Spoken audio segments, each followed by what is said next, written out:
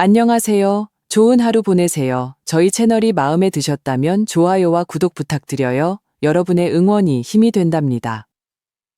자, 이제 실화를 하나 들려드릴게요. 제 아들은 처갓집 식구들 앞에서 저를 망신 주고는 머리나 식히세요 라는 말과 함께 저를 수영장으로 밀어 넣었습니다. 모두가 웃었지만 1시간 뒤 저는 모두를 침묵하게 만드는 일을 했습니다. 저는 매일 아침 5시 반에 일어납니다. 주말에도 예외는 없죠. 이건 습관이라기보다 수십 년간의 발굴 작업으로 몸에 밴 것입니다. 해가 뜨기 시작할 때, 아직 햇볕이 뜨겁지 않을 때 땅을 파야 했으니까요. 몸이 알아서 그 시간이 되면 일어나야 한다고 기억하는 겁니다. 하지만 정신은 아직 더 누워있고 싶어 하죠. 창밖은 아직 어둡습니다. 저는 침대 가장자리에 앉아 정신을 가다듬습니다.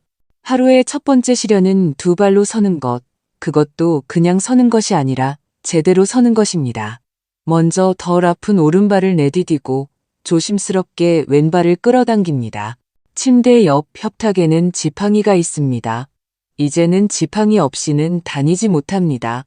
언젠가 안동에서 산 매끄럽고 따뜻한 감촉이 손에 익은 나무 지팡이죠. 처음에는 장난감처럼 짚고 다녔지만 이제는 제 팔의 연장선이나 다름없습니다. 천천히 화장실로 향합니다. 고작 몇 걸음이지만 한 걸음 한 걸음이 고역입니다. 예전에는 배낭과 도구를 메고 사구 위를 몇 킬로미터씩 걸을 수도 있었는데 지금은 세면대까지 가는 걸음수를 세고 있습니다. 하지만 불평하지는 않습니다. 걷고 있다는 것만으로도 중요하니까요. 거울을 봅니다. 얼굴에는 주름이 가득하고 머리카락은 대충 묶여 있지만 눈만은 그대로입니다. 아버지를 닮은 푸른 눈동자는 맑고 단단하게 저를 바라봅니다. 그 눈에는 제가 수십 년간 봐온 모든 것이 담겨 있습니다. 그리고 저는 꽤 많은 것을 보아왔죠. 준비하는데 많은 시간을 쓰지 않습니다. 편안한 원피스에 굽없는 신발. 화장은 하지 않습니다.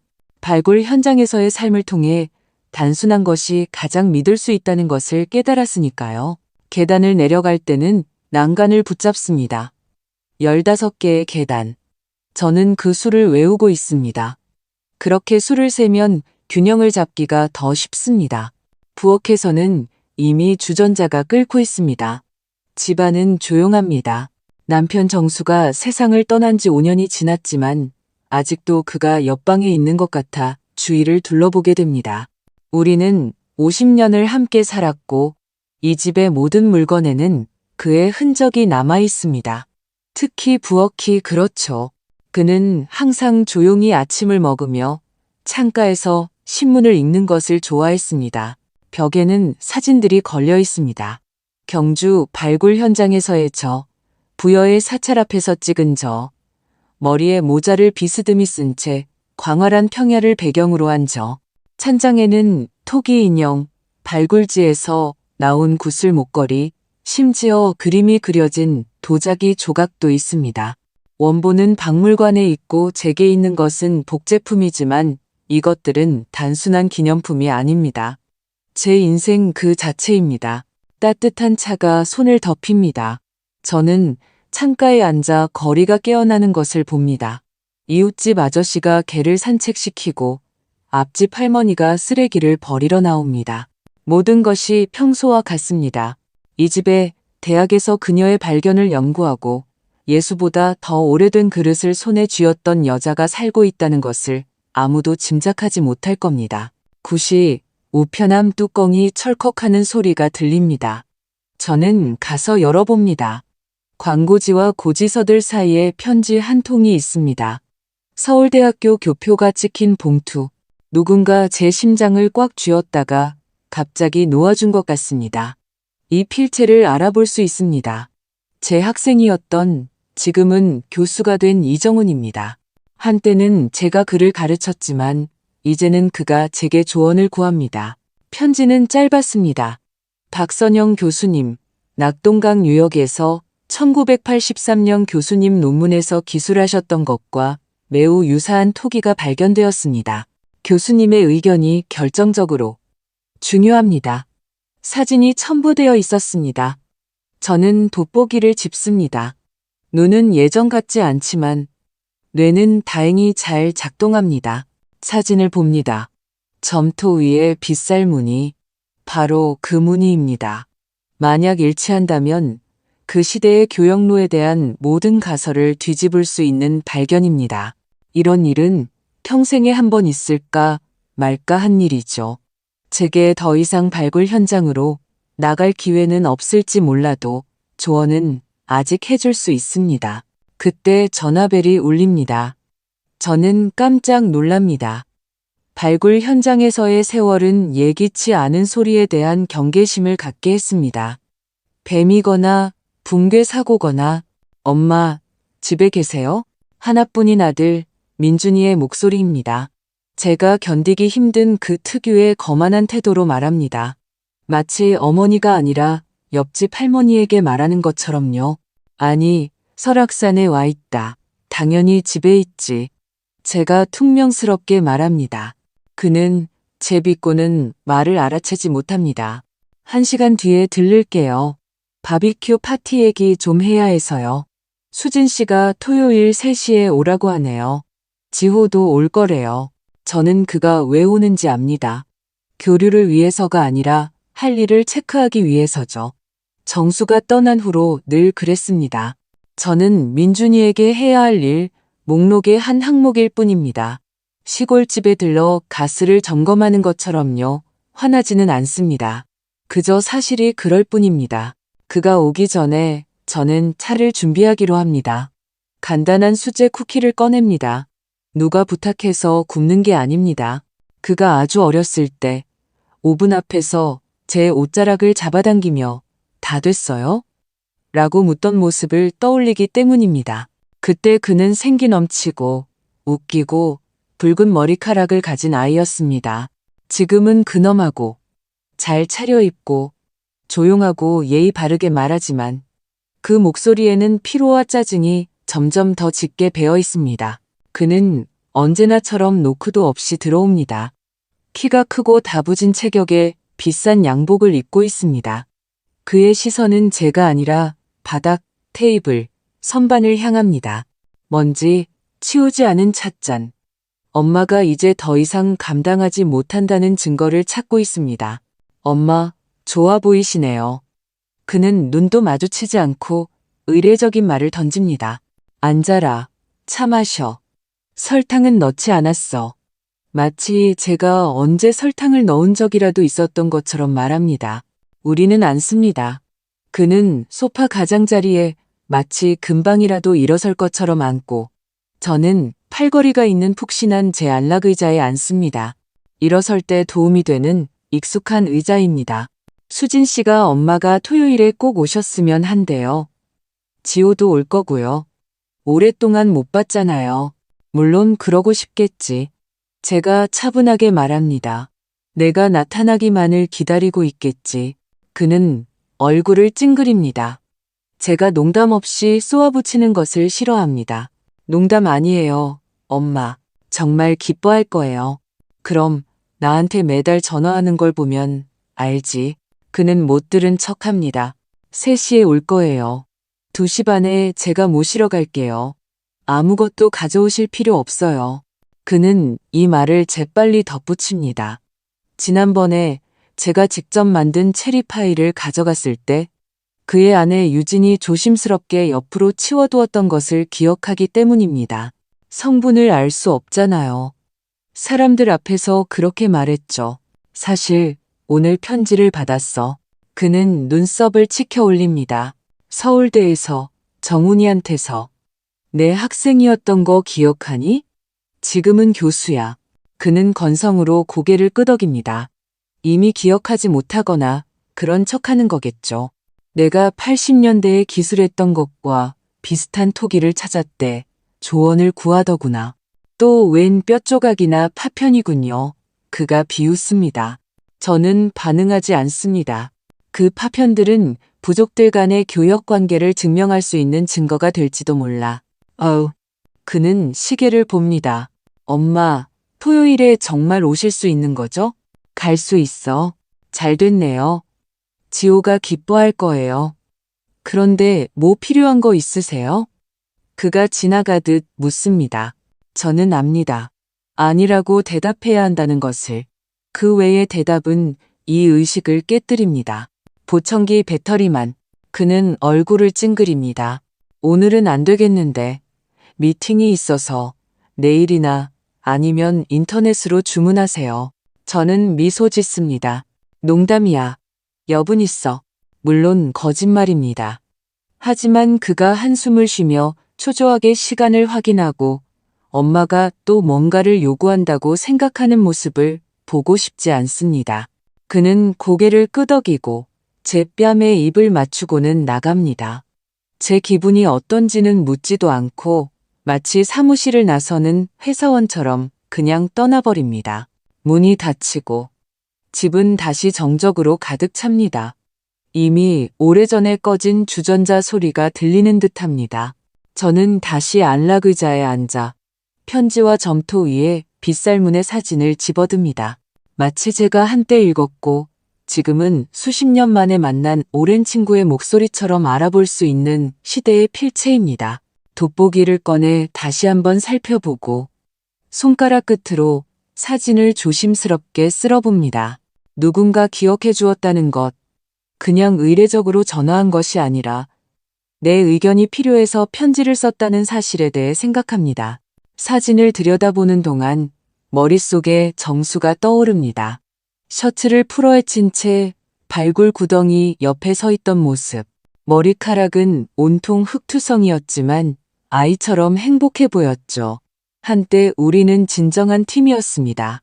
아들은 텐트 옆에서 자랐고 우리 사이를 뛰어다녔습니다. 어렸을 때는 나도 고고학자가 될 거야 라고 말했죠. 그러다 뭔가가 변했습니다. 그는 우리와 우리의 직업, 우리의 삶을 부끄러워하기 시작했습니다. 친구들에게는 부모님이 박물관에서 일한다고 말했습니다. 발굴이라는 단어가 그에게는 가난, 더러움, 비정상적인 것으로 들렸기 때문입니다. 지금 그는 성공했습니다. 양복, 차, 완벽하게 스타일링한 아내, 모든 것이 남들처럼 갖춰져 있습니다. 그리고 저는 찬장 대신 유물 상자가 있고 별장 대신 경주 근처에 들판이 있는 엄마. 그래도 저는 그를 위해 쿠키를 굽습니다. 어쨌든 제 아들이니까요. 토요일은 너무 빨리 왔습니다. 아침부터 불안했습니다. 날씨 때문은 아니었습니다. 창밖은 평범한 6월의 무더위였지만 가슴속이 무겁게 짓눌렸습니다. 육체적인 것이 아니라 다른 종류의 느낌이었죠. 이런 기분은 발굴 현장에서 중요한 발견을 앞두거나 불행이 닥치기 전에만 느껴봤습니다. 경험이 말해주고 있었습니다. 이유 없이 불안하다면 분명 이유가 있는 것이다. 단지 내가 아직 보지 못할 뿐이다. 저는 옷장을 열어 푸른색 면 원피스를 골랐습니다. 화려하진 않지만 격식 있는 옷. 편안함이 무엇보다 중요했습니다. 브로치를 달 때 손가락이 떨렸습니다. 정수가 우리의 30주년 결혼기념일에 선물해 준 것이었습니다. 옥이 밝힌 은으로 만든 봉황 문양 브로치. 우리가 함께 발견한 유물의 복제품이었죠. 저는 항상 중요한 행사에 이것을 착용했습니다. 정확히 2시 30분. 민준이가 시계처럼 정확하게 도착했습니다. 그는 들어오지도 않고 문을 열었습니다. 준비 다 되셨어요? 내 생각은 어떤데? 제가 가방을 들고 미소 지었습니다. 가방 안에는 예나를 위한 선물인 오르골이 들어있었습니다. 제가 직접 수리하고 그 안에 여러 나라, 여러 시대의 발굴 현장에서 가져온 다채로운 조약돌들을 넣어두었습니다. 4살짜리 아이에게는 그저 돌멩이일 뿐이겠지만 언젠가는 할머니가 말 그대로 역사를 남겨주었다는 것을 이해하게 될지도 모릅니다. 오는 내내 그는 평소와 같았습니다. 짧은 대답, 길을 향한 시선. 제게는 단 한 번의 질문도 없었습니다. 제가 정훈 교수의 편지와 그 토기에 대해 이야기하려 하자 그는 고개를 끄덕이며 대단하네요라고 말하고는 즉시 화제를 돌렸습니다. 마치 새 벽지 컬렉션에 대한 이야기를 들은 것처럼요. 수진 씨네 집은 현대적인 꿈의 복제품이었습니다. 잔디밭, 아이들 놀이터, 2층짜리 건물, 그리고 억지 미소. 모든 것이 아름다웠지만 모든 것이 개성 없었습니다. 우리가 도착했을 때 주차 공간이 부족해 차들이 이웃집 마당까지 늘어서 있는 것을 보았습니다. 파티는 이미 한창이었습니다. 민준이는 제가 내리는 것을 도왔습니다. 거칠고 부드러움이 없었습니다. 그의 손길은 배려가 아니라 제가 혹시라도 넘어져 파티를 망칠까봐 두려워하는 것이었습니다. 엄마, 제발 발굴 얘기는 너무 길게 하지 마세요. 그가 조용히 속삭였습니다. 여긴 평범한 사람들이지 학자들이 아니에요. 마치 제가 박물관 전시품이라도 되는 것처럼요.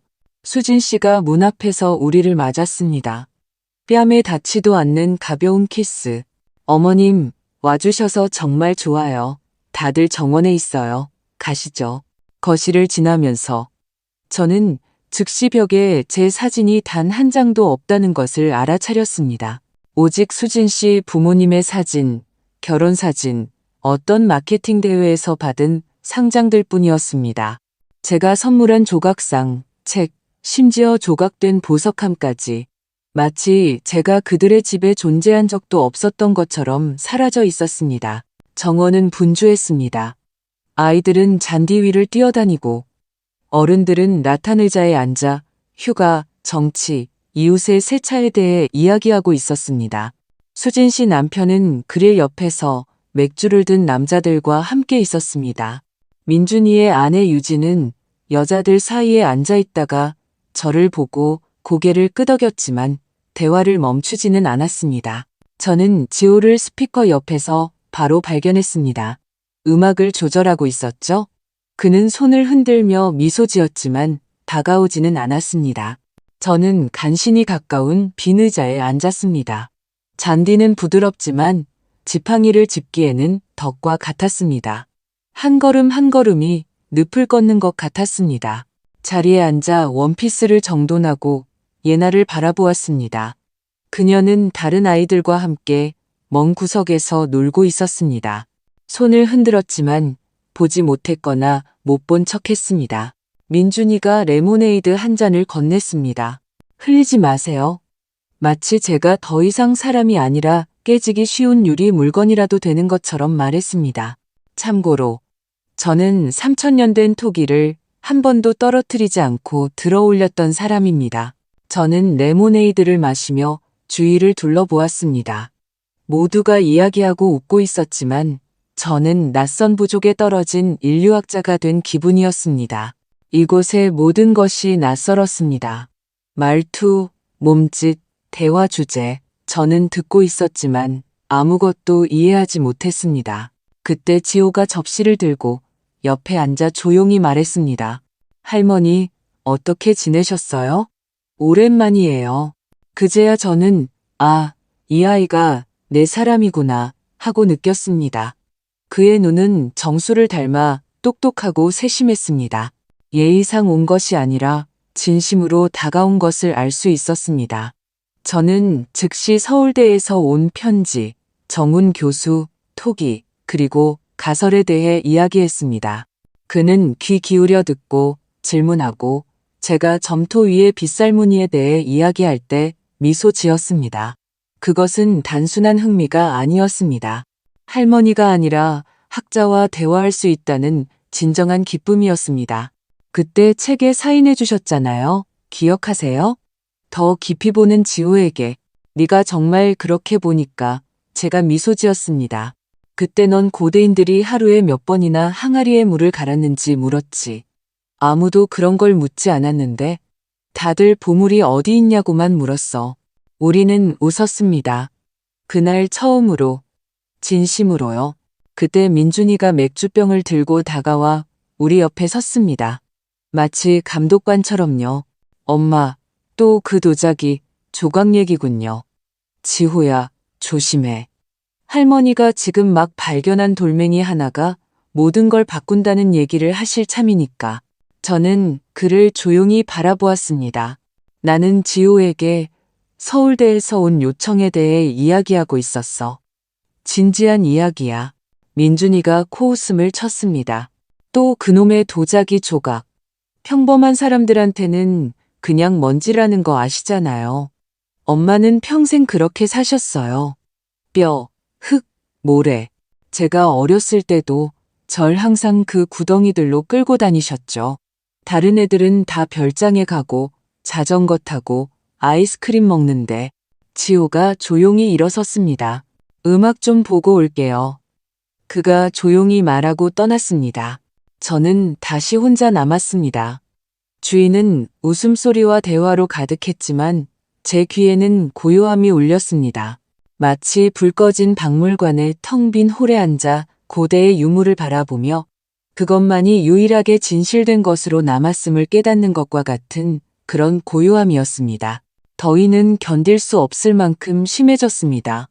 저는 꼼짝 않고 앉아 있었습니다. 옷은 등에 달라붙었고 옆에 놓인 지팡이는 햇볕에 뜨거워졌습니다. 보청기가 삐 소리를 내기 시작했습니다. 배터리가 닳아가고 있었습니다. 소리를 조금 키워보려 했지만 귀에서 불쾌한 소리만 낼 뿐이었습니다. 곧 완전히 먹통이 될 거라는 신호였습니다. 주위의 대화는 물속에서 말하는 것처럼 희미해졌습니다. 더 나빠지기 전에 예나에게 선물을 줘야겠다고 결심했습니다. 천천히 일어섰습니다. 심장은 귀에서 쿵쿵거리고 다리는 솜처럼 무거웠으며 머리는 웅웅거렸습니다. 지팡이의 의지에 잔디밭에 흩어진 장난감들을 조심스럽게 피하며 걸었습니다. 수영장 옆 작은 울타리를 지나갈 때였습니다. 갑자기 등 뒤에서 강하고 분명한 충격을 느꼈습니다. 우연히 부딪힌 것이 아니라 의도적인 것처럼 느껴졌습니다. 저는 균형을 잃었고 지팡이는 손에서 날아갔습니다. 세상이 뒤집히고 다음 순간 얼음장같이 차가운 물이 저를 덮쳤습니다. 머리끝까지 잠겼습니다. 무거운 원피스는 즉시 젖어들었고 보청기는 치지직 소리를 내며 잠잠해졌습니다. 물이 코와 눈으로 쏟아져 들어왔습니다. 물 밖으로 나가려 했지만 팔은 말을 듣지 않았고 다리는 천에 얽혀 그물에 걸린 듯 했습니다. 공포와 두려움, 간신히 물 위로 고개를 내밀었지만 물을 삼켜 기침을 했습니다. 정신을 차리고 보니 사람들이 서서 저를 보고 있었습니다. 누군가는 웃고 누군가는 핸드폰으로 촬영하고 있었습니다. 그리고 민준이는 수영장 가장자리에 서서 제 지팡이를 들고 비웃고 있었습니다. 시원하시죠, 엄마? 웃음소리, 카메라 소리. 보세요, 인어공주다. 누가 구명 튜브 좀 던져줘요. 저는 가장자리를 잡으려 했지만 손가락이 미끄러졌습니다. 무릎은 굽혀지지 않고 엉덩이는 욱신거렸습니다. 도와주세요. 저는 속삭였습니다. 아무도 움직이지 않았습니다. 웃음은 계속되었습니다. 그들은 제 말을 듣지 못하거나 듣고 싶지 않아 했습니다. 갑자기 지호가 물속으로 뛰어들었습니다. 옷을 입은 채로 말없이 그냥 뛰어들었습니다. 그가 다가와 제 팔을 잡았습니다. 할머니, 꽉 잡으세요. 금방이에요. 그는 저를 가장자리로 끌어당겼고 수진 씨 남편이 저를 끌어올려 주었습니다. 마침내 우리는 밖으로 나왔습니다. 저는 선베드에 앉아 있었습니다. 흠뻑 젖어 떨고 있었고 원피스는 몸에 달라붙었습니다. 잿빛 머리카락은 얼굴에 붙어 있었고 그 봉황문양 브로치는 사라졌습니다. 제 존엄성의 남은 조각들과 함께 물속으로 가라앉아 버렸습니다. 민준이가 수건을 들고 다가왔습니다. 엄마, 왜 그러세요? 그냥 장난이었잖아요. 다들 웃었는데 항상 일을 비극으로 만드시네요. 저는 아무 대답도 하지 않고 그저 그를 바라보았습니다.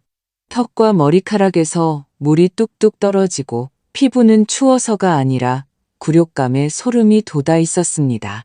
살면서 단 한 번도 이렇게 부끄럽고 고통스러웠던 적은 없었습니다.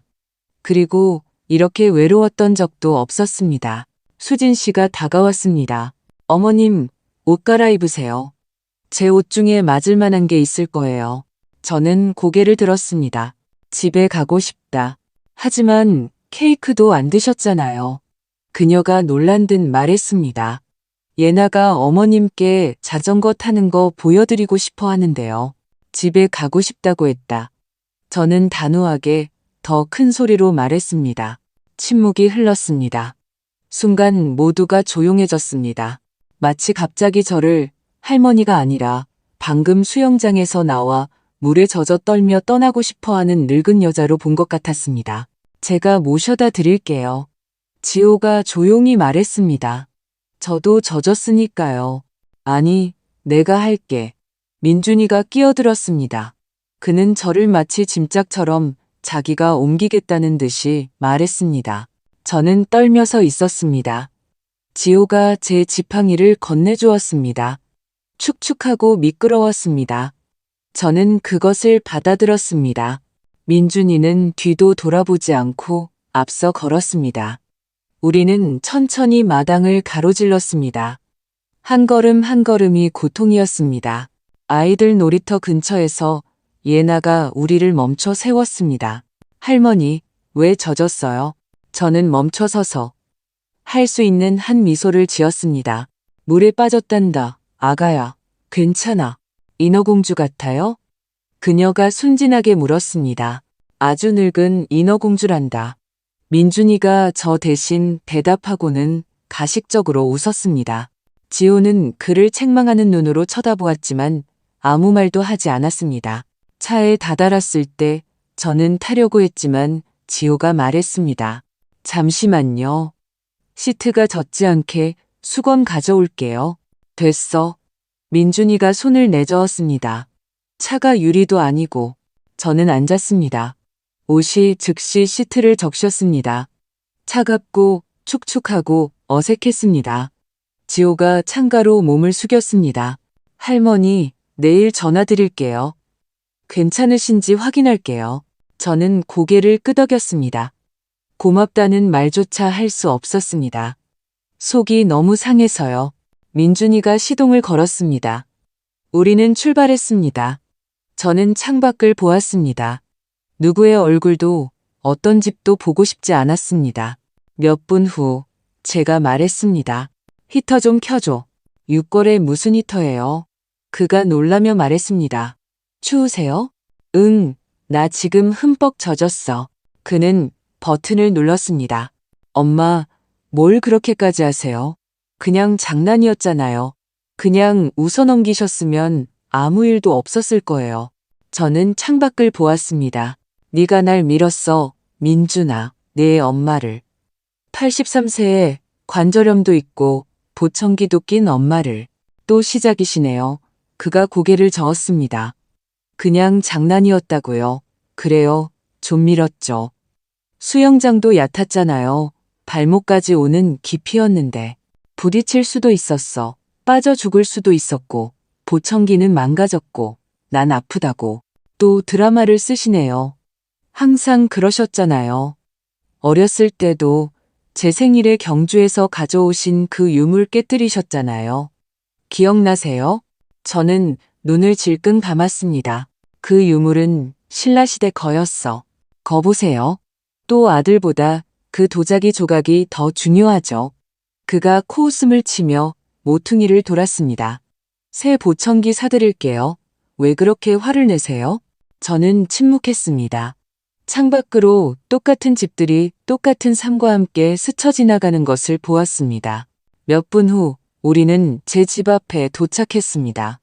민준이는 시동을 끄지 않았습니다. 집에 들어오지 않겠다는 뜻을 분명히 했습니다. 혼자 들어가실 수 있죠? 언제나처럼. 저는 대답했습니다. 저는 내렸습니다. 차 문이 쾅 닫히고 그는 즉시 떠났습니다. 저는 현관 앞에 서 있었습니다. 젖고 춥고 지쳐 있었습니다. 그리고 그 순간 아주 오랜만에 처음으로 생각했습니다. 내가 도대체 이 모든 것을 왜 견디고 있는 거지? 그 파티 후 3일 동안 저는 거의 침대에서 일어나지 못했습니다. 첫날 저녁부터 열이 올랐고 뼈마디는 누가 렌치로 관절을 조이는 것처럼 쑤셨습니다. 머리는 불덩이 같았고 손은 너무 떨려서 찻잔을 들기도 힘들었습니다.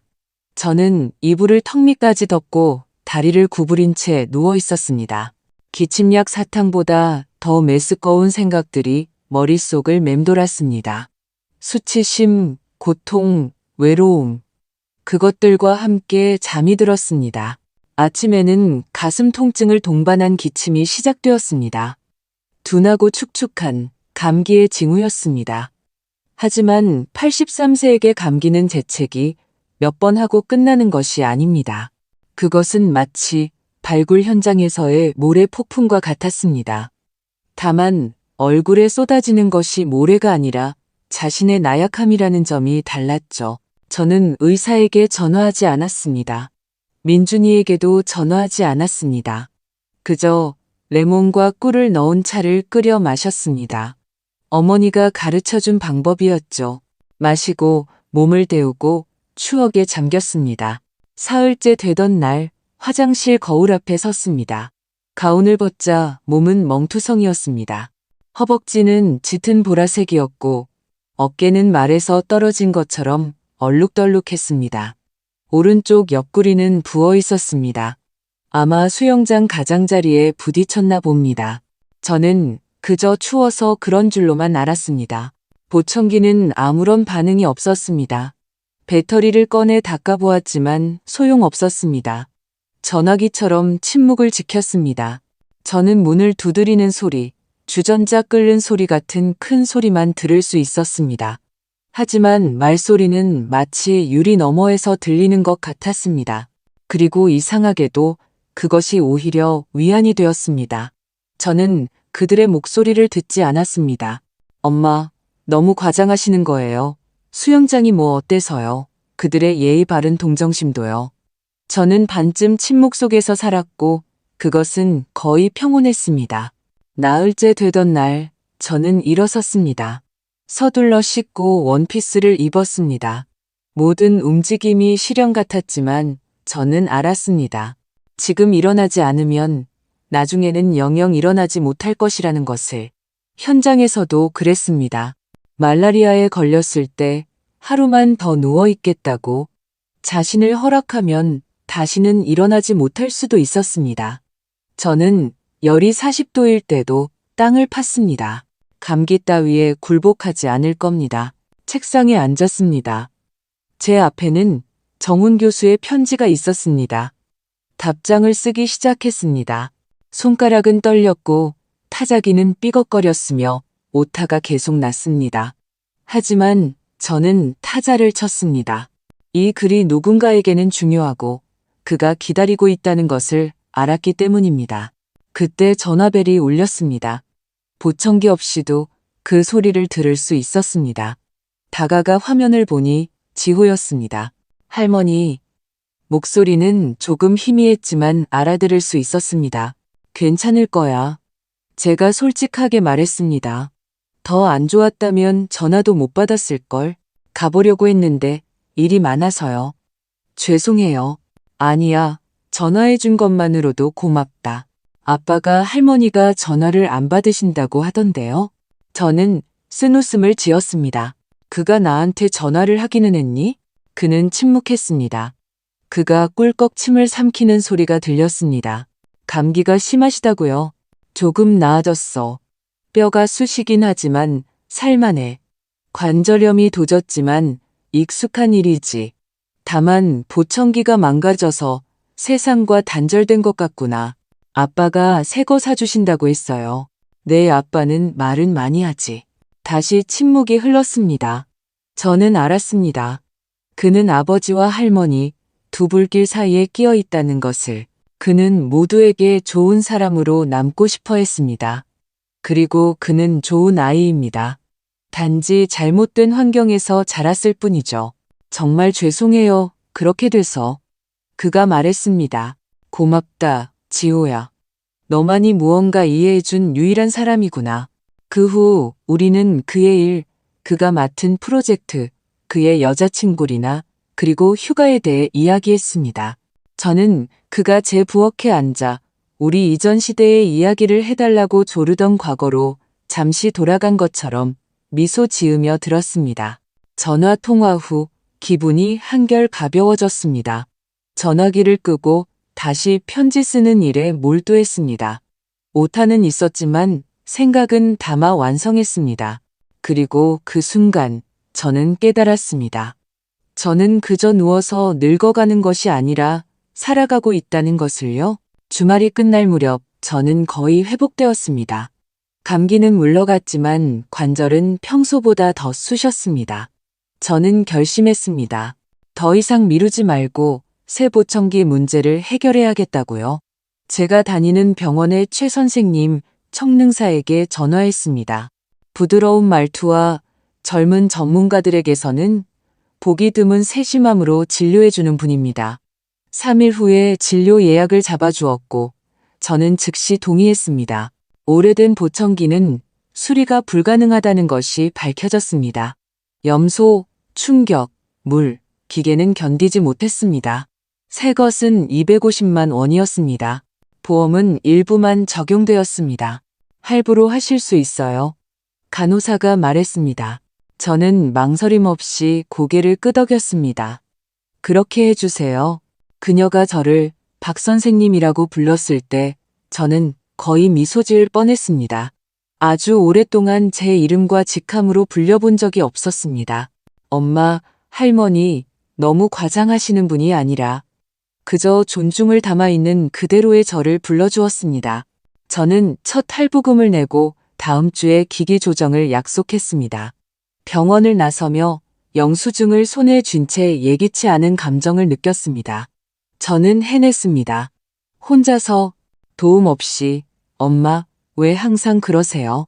같은 말 없이 집으로 가는 택시 안에서 저는 민준이에게 이 사실을 말할지 아니면 그냥 침묵할지 고민했습니다. 그리고 그때 깨달았습니다. 왜 말해야 하지? 그는 관심이 없습니다. 그는 보청기 모델의 디지털, 아날로그, 삽입형, 귀걸이형이 있다는 것조차 모릅니다. 그에게 이것은 영수증에 적힌 한 줄의 항목일 뿐입니다. 그가 사주는 것이 중요하다면 그건 자신을 위한 변명을 사는 것이겠죠. 저는 제 자신을 위해 침묵을 사기로 했습니다. 하지만 그 상황을 완전히 놓아버릴 수는 없었습니다. 등 뒤에서의 충격, 웃음소리, 젖은 원피스, 침묵, 그리고 더 이상 사람이 아니라 농담거리가 된 듯한 그 느낌이 제 안에 자리 잡고 있었습니다. 며칠 뒤 일요일 아침 초인종이 울렸습니다. 저는 지팡이를 짚고 천천히 걸어가 문을 열었습니다. 문 앞에는 민준이가 서 있었습니다. 손에는 종이 봉투가 들려 있었습니다. 좋아하시는 시나몬 롤 사왔어요. 이것이 그의 사과 방식이었습니다. 말이 아니라 원한다면 사과로 받아들이지 않을 수도 있는 제스처로요. 저는 봉투를 받고 물러섰습니다. 들어와.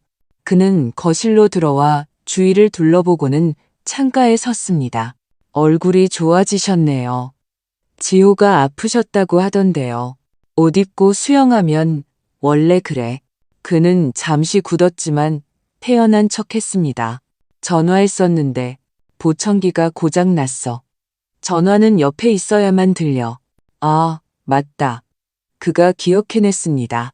참, 제가 새 거 사드리려고 했는데 이미 주문했어. 제가 대답했습니다. 첫 할부금도 냈고 얼마인데요? 제가 낼게요. 250만 원. 그가 휘파람을 불었습니다. 비싸네요. 돈을 아끼고 싶으면 나한테 전화 안 하면 돼. 그는 억지 웃음을 지었습니다. 엄마는 여전하시네요. 저는 그를 찬찬히 쳐다보았습니다. 그는 마치 처음 보는 것처럼 벽에 걸린 사진들을 살펴보고 있었습니다. 그래도 제가 낼게요. 그가 말했습니다. 왜냐하면 네가 날 거기 밀어넣었으니까. 제가 그의 말을 끝맺었습니다. 그는 마치 누군가 귓가에서 손가락을 튕긴 것처럼 멈칫했습니다. 엄마, 왜 또 그러세요? 아직도 아프니까. 네가 아직도 사과하지 않았으니까. 네가 뭐가 잘못되었는지조차 이해하지 못했으니까. 그는 소파 가장자리에 앉았습니다. 그냥 장난이었어요. 정말로. 우리 항상 그렇게 웃었잖아요. 엄마는 항상 모든 걸 비극으로 만드세요. 저는 아무 말도 하지 않았습니다. 그가 말을 다 하도록 내버려 두었습니다. 수영장이 뭐 어때서요? 보청기 망가졌으면 새 거 사면 되잖아요. 다 괜찮잖아요. 제가 아기가 있었던 것도 아니고 그냥 살짝 민 거고 다들 웃었잖아요. 엄마가 같이 웃었으면 아무도 기억 못했을 거예요. 나는 기억해. 제가 조용히 말했습니다. 나는 웃지 않았으니까. 그건 웃기지 않았으니까. 그는 한숨을 쉬고 일어나 찬장으로 다가갔습니다. 항상 그러셨어요. 그가 투덜거렸습니다. 온통 고대 유물, 뼈다귀 얘기뿐이었죠. 많아도 아이스크림도 없이 오직 텐트, 들판, 도자기 조각들 뿐이었죠. 그래도 넌 잘 컸잖니. 제가 조용히 말했습니다. 그는 저를 보았습니다. 그의 눈이 순간 따뜻해졌습니다. 유진이랑 다음 주에 저녁 식사에 초대하고 싶어요. 별건 아니고 그냥 같이 저녁 먹으려고요. 저는 고개를 끄덕였습니다. 알겠다. 갈게. 수영장만 빼고. 그는 쓴웃음을 지었지만 저는 그의 내면에서 무언가 움직인 것을 보았습니다. 변하지는 않았지만 금이 갔습니다. 민준이와 유진이네 집에서의 저녁 식사는 제가 예상했던 그대로였습니다. 건조하고 예의 바르고 어색했습니다.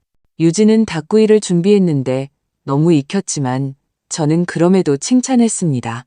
아주 맛있다. 고마워. 말하지 않으면 상황이 더 나빠질 것을 알았기 때문입니다. 우리는 말없이 식사했습니다. 민준이는 일 얘기, 차 얘기, 인부들이 엉망으로 고쳐놓은 지붕 얘기를 했습니다. 모든 것이 아무도 신경 쓰지 않는 라디오 배경음처럼 들렸습니다. 그때 유진이 샐러드를 식탁에 놓으며 거의 다정하게 물었습니다. 어머님, 청력은 좀 어떠세요? 괜찮아. 새 보청기는 다음 주에 받을 거야. 사람들 말을 못 들으면 힘드시겠어요. 가끔은 그게 장점이 되기도 해. 제가 미소 지었습니다. 그녀는 웃었지만 눈빛은 여전히 날카로웠습니다. 그때 민준이가 잠시의 틈도 주지 않고 마치 지나가는 말처럼 불쑥 말했습니다. 유진이랑 생각해봤는데요. 어머님도 이제 요양원 같은 곳을 생각해 보셔야 할 것 같아요. 저는 닭고기의 사례가 들릴 뻔했습니다. 물론 당장은 아니지만 미래를 위해서요. 계속 젊어지시는 건 아니니까요. 그러니까 내가 혼자 사는 게 이제 너희를 불편하게 한다는 거니? 유진이 포크를 내려놓았습니다. 걱정돼서 그래요. 그 사건 이후로요. 거기서 큰일 날 뻔하셨잖아요. 그녀가 마치 제가 그 방에 없는 것처럼 조용히 말했습니다. 사건? 제가 되물었습니다. 민준이 말로는 장난이었다고 기억하는데 침묵이 흘렀습니다. 민준이가 한숨을 쉬었습니다. 엄마, 진지하게요. 요양원이 무슨 감옥도 아니고 거기 시설도 좋고 의사도 옆에 있고 돌봄도 받고요. 무엇으로부터의 돌봄? 인생으로부터? 유진이 허리를 폈습니다. 외로움으로부터요. 항상 혼자 계시잖아요. 거기엔 사람들이 있을 거예요. 내가 죽을 때까지 내 말을 들어줄 사람들? 고맙지만 내가 옆에 있는데도 내 말을 듣지 않는 사람들 사이에 있는 이 차라리 혼자 있는 게 낫다. 민준이가 흥분했습니다. 엄마 또 그러시네요. 우리는 그냥 제안하는 거고 엄마를 생각해서. 아니, 너희는 너희 자신을 생각하는 거야. 마음 편하려고, 걱정 안 하려고, 내가 누구에게도 방해가 되지 않게 하려고. 그가 포크로 접시를 쳤습니다. 왜 모든 걸 그렇게 극단적으로 받아들이세요? 우리는 걱정하는 거라고요. 아니, 너는 그냥 나를 눈앞에서 치워버리고 싶은 것뿐이야.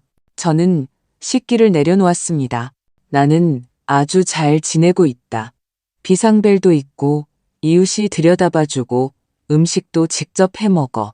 모든 게 통제하에 있어. 첫 번째 넘어지기 전까지는요. 유진이 끼어들었습니다. 마지막 인내심이 바닥나기 전까지겠지. 제가 바로잡아 주었습니다. 저녁 식사 후 민준이는 저를 집까지 데려다 주었습니다. 오는 내내 침묵했습니다. 사과하지도 제 기분이 어떤지 묻지도 않았습니다. 그저 문 앞에 저를 내려놓고는 전화할게요 라고 말했습니다. 수고하지 마라. 저는 문을 닫고 들어섰습니다. 그리고 아주 오랜만에 처음으로 안도감을 느꼈습니다. 마치 어깨에서 무겁고 오래된 짐을 내려놓은 것 같았습니다. 늦은 밤 저는 차를 끓여 안락의자에 앉았습니다. 그리고 정훈 교수의 편지가 놓인 책상을 바라보았습니다. 가지런히 접힌 그 편지에서 저는 존경하는 전문가로 불렸고 의견을 요청받았으며 조언을 기다리는 대상이었습니다. 제 논문으로만 저를 아는 사람들이 제 가족보다 저를 더 존중했습니다. 정수가 죽기 1년 전 사마르칸트에서 열렸던 학회가 떠올랐습니다. 젊은 고고학자들이 다가와 질문하고 감사 인사를 전하고 몇몇은 사인을 요청했습니다.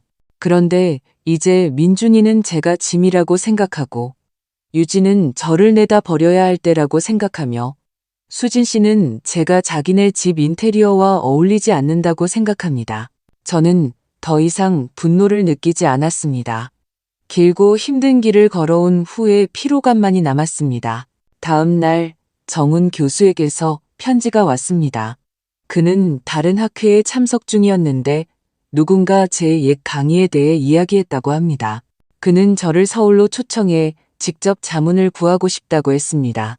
모든 경비는 연구소에서 부담한다고 했습니다. 저는 이 편지를 손에 들고 앉아 있었습니다.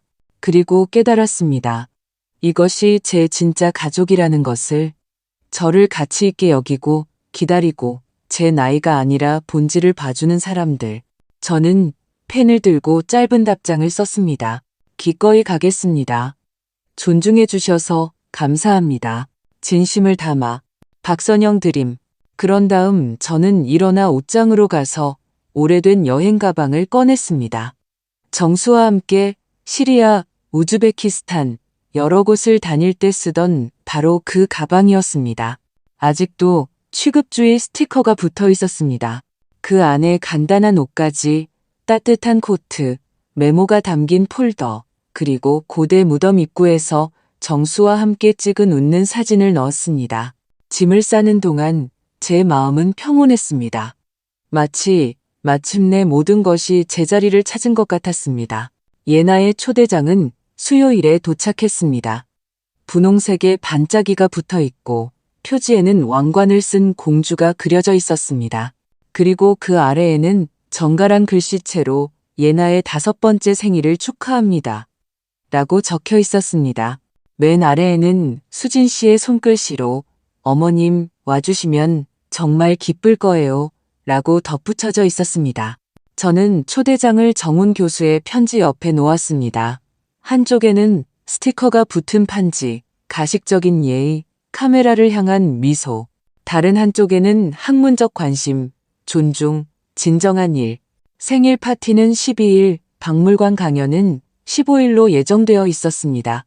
이론적으로는 둘 다 갈 수 있었지만 저는 알았습니다. 감당할 수 없다는 것을.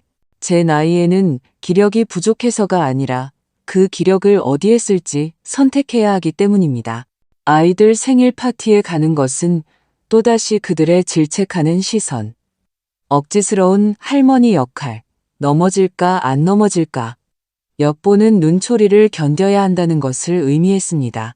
그리고 그 후에는 저혈압, 다리 통증, 두통으로 일주일을 알아야 할 것입니다. 저는 선택을 했습니다. 수진 씨에게 짧은 메시지를 보냈습니다. 수진 씨, 안타깝게도 집안 사정으로 파티에 참석하기 어렵게 되었어요. 예나에게 축하한다고 전해주세요. 선영. 같은 날 박물관에서 이메일이 왔습니다. 박선영 교수님. 교수님의 강연이 엄청난 관심을 불러일으켰습니다. 저희는 강연뿐만 아니라 교수님의 업적을 조명하는 일일 심포지엄을 개최하기로 결정했습니다. 여러 대학의 교수님들께서 참석을 확정하셨습니다. 와주시면 정말 기쁘겠습니다. 저는 이 이메일을 읽으며 마음속에서 무언가 밝은 것이 오랫동안 짓눌렸던 어깨가 펴지는 것처럼 펼쳐지는 것을 느꼈습니다. 할머니도 늙은 엄마도 아닌 박선영 박사, 권위 있는 참석자, 한 명의 인격체. 토요일 12일 수진시내 마당에서 분명 풍선을 불고 아이들을 위해 소시지를 데우고 있을 그 시간에 저는 거울 앞에 서서 제 최고의 정장을 입고 있었습니다. 제가 항상 강연할 때 입던 바로 그 짙은 남색 정장이었죠. 옷깃에는 물이 앗아간 것과 비슷한 은색 봉황 브로치가 달려 있었습니다. 제 칠순의 동료들이 선물해 준 것이었습니다. 택시기사는 짧은 머리의 젊은 청년이었는데 제가 타는 것을 도와주고 지팡이와 여행 가방을 조심스럽게 실어주었습니다. 어디로 모실까요, 어머님? 그가 물었습니다. 국립중앙박물관으로요. 제가 대답했습니다. 심포지엄에 갑니다. 그가 놀란 듯이 쳐다보았습니다. 발표하러 가시는 거예요? 저는 고개를 끄덕였습니다. 한 50년쯤 됐지. 그냥 여행 사이에 잠시 쉬는 것뿐이야. 그가 미소 지었습니다. 전 그냥 평범한 어르신인 줄 알았어요. 아니, 젊은이. 그냥 집 많은 늙은 고고학자일 뿐이야. 말 그대로. 그가 웃었고 우리는 출발했습니다.